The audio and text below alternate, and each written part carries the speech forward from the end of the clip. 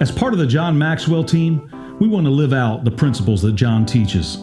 This is our rule of 5 that we seek to practice every day: to lead, to grow, to create, to excel, and to serve. And remember, make today count.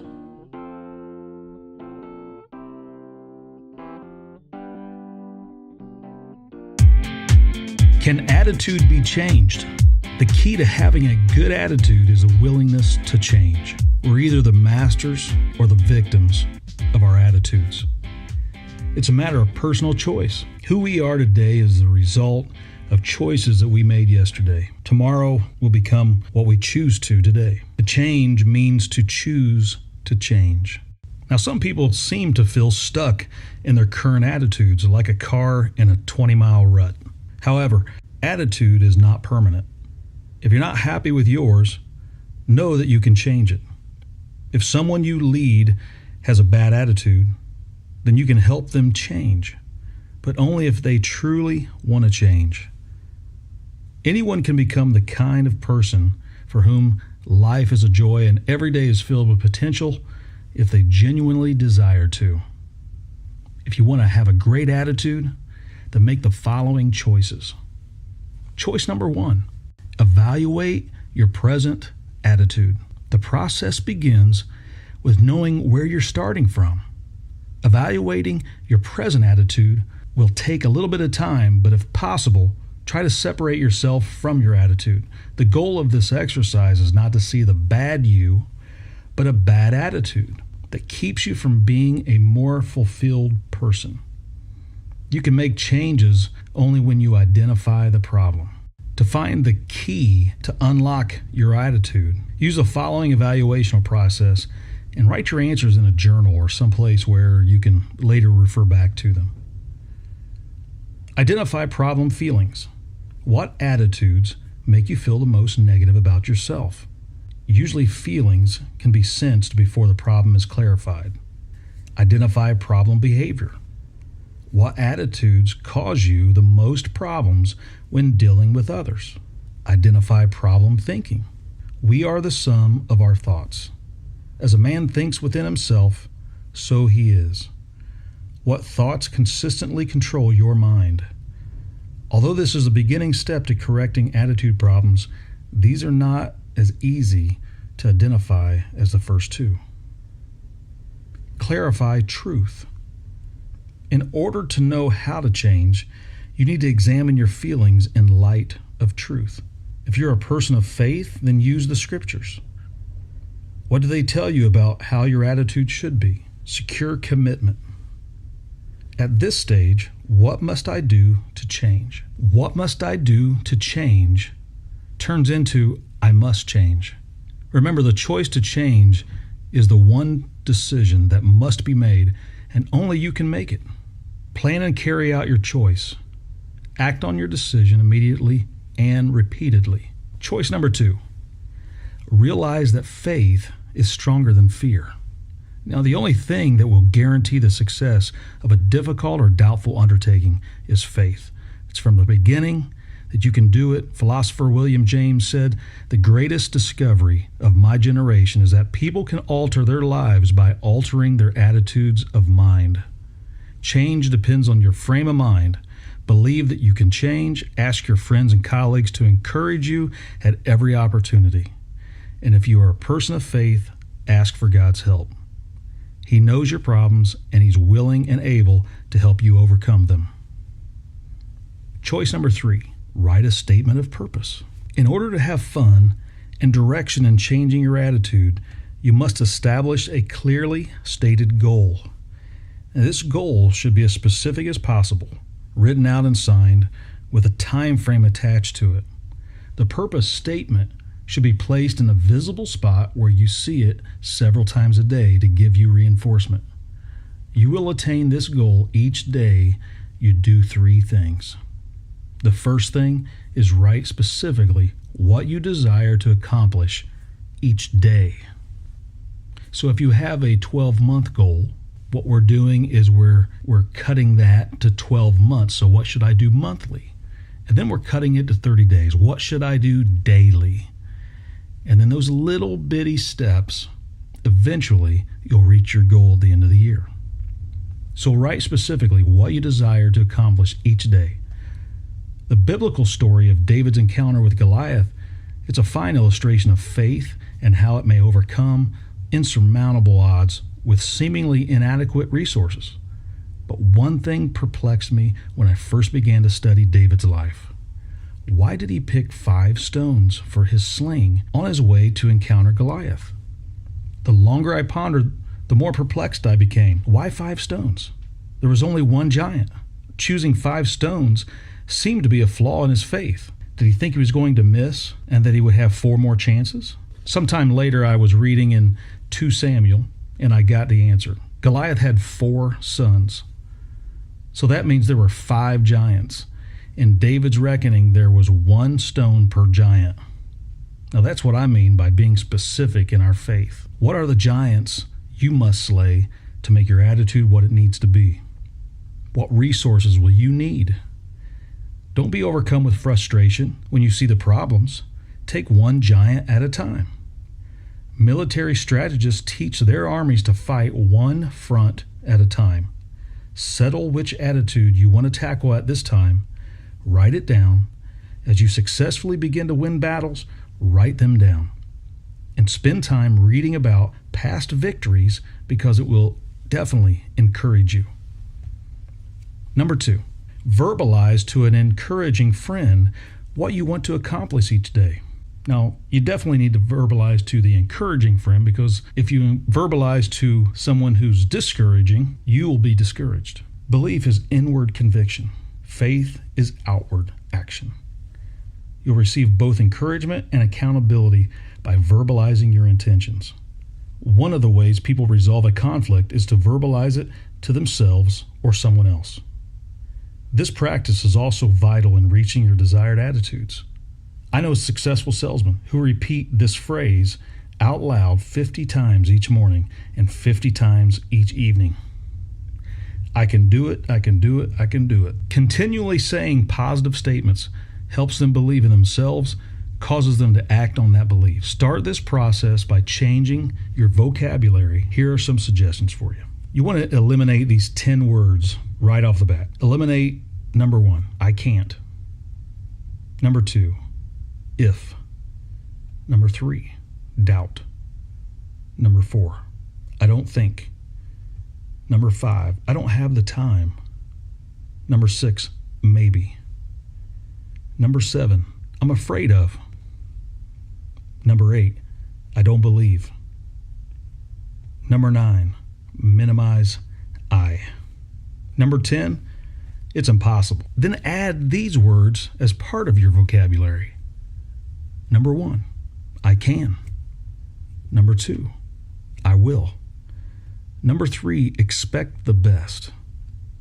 Number 4, I know. Number 5, I will make the time. Number 6, positively.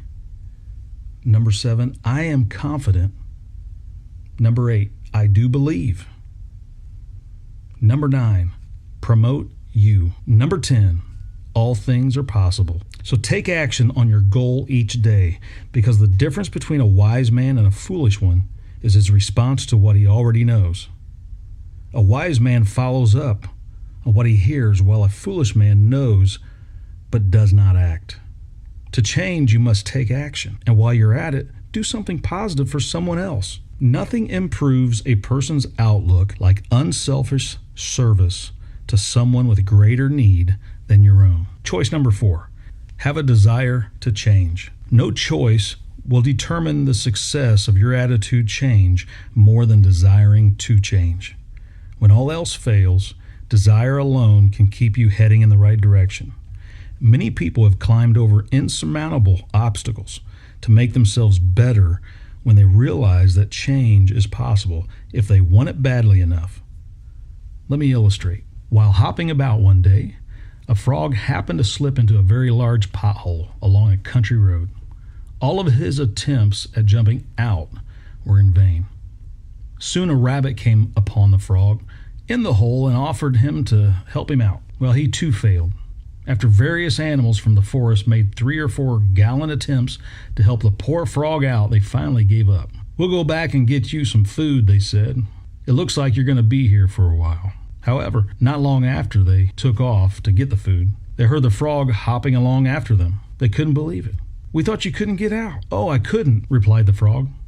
"But you see, there was a big truck coming right at me, and I had to." It's when we have to get out of the potholes of life that we change. As long as we have acceptable options, we'll not change. The truth is that most people are comfortable with old problems than new solutions. They respond to their needs for a turnaround in life, like the Duke of Cambridge, who once said, "Any change at any time for any reason is to be deplored." People who believe that nothing should ever be done for the first time never see anything done. People can change.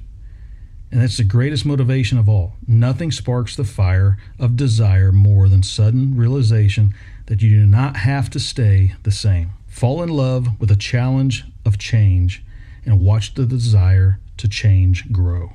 My life is dedicated to helping others reach their potential. I suggest that you follow the advice of Mark Twain, who said, "Take your mind out every now and then and dance on it. It's getting all caked up." It was his way of saying, get out of the rut. Too many times we settle into a set way of thinking and accept limitations that need not be placed upon us. Embrace change, and it will change you. Choice number 5, live one day at a time. Any person can fight the battle for just one day. It's only when you and I add the burdens of those 2 awful eternities, yesterday and tomorrow, that we tremble. It's not the experiences of today that drive people to distractions. It's the remorse or bitterness from something that happened yesterday and the dread of what tomorrow may bring. Let us therefore live one day at a time, today. Choice number 6, change your thought patterns. That which holds our attention determines our actions. We are what we are, and we are because of the dominating thoughts that occupy our minds. It's simple. Our feelings come from our thoughts. Therefore, we can change them by changing our thought patterns. Our thought life, not our circumstances, determines our happiness. Often I see people who are convinced that they will be happy when they attain a certain goal. When they reach that goal, many times they don't find the fulfillment they anticipated. The secret to staying on an even keel: fill your mind with good thoughts. The Apostle Paul advised, whatever things are true, whatever things are noble, whatever things are of good report, if there is any virtue and if there is anything praiseworthy, meditate on these things. He understood that the things that hold our attention determine our action. Habits aren't instincts. They're acquired actions or reactions. They don't just happen, they're caused. Once the original cause of a habit is determined, it's within your power to accept or reject it. Most people allow their habits to control them. When those habits are hurtful, they negatively impact their attitudes. Now, the following steps will assist you in changing bad habits into good ones. Step 1. List your bad habits. Step 2. What was the original cause? Step 3.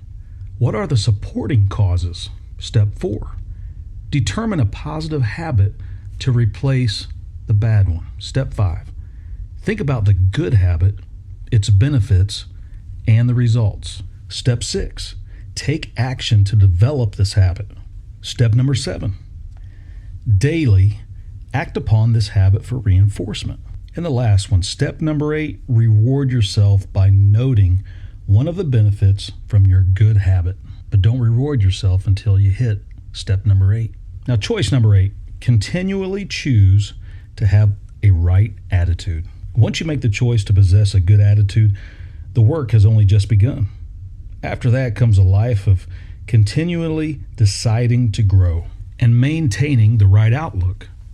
Attitudes have a tendency to revert back to the original patterns if they aren't carefully guarded and cultivated. As you work to improve your attitude or help the attitude of someone you lead, recognize that there are 3 stages of change where a person must deliberately choose the right attitude. The early stage, the first few days, are always the most difficult. Old habits are hard to break. You must continually be on guard mentally to take the right action. The middle stage, the moment good habits begin to take root, options open that bring on new challenges. During this stage, new habits will form that can be good or bad. The good news is that the more right choices in the habits you develop, the more likely other good habits will be formed. And the last one, later stage. In the later stage, complacency is the enemy. We all know someone who lost weight only to fall back into old eating habits and gain it back. Don't let down your guard until the change is complete. And even then, be vigilant and make sure you don't fall into those old habits. You're the only one who can determine what you will think and how you will act. And that means you can make your attitude what you want it to be. But even if you succeed and become a positive person, that won't shield you from the negative experiences. And how does a positive person deal with obstacles and remain upbeat? Well, to find out answers to that, we're going to have to go to the next chapter, chapter 5. Can obstacles actually enhance an attitude? The greatest battle you wage against failure occurs on the inside, not the outside.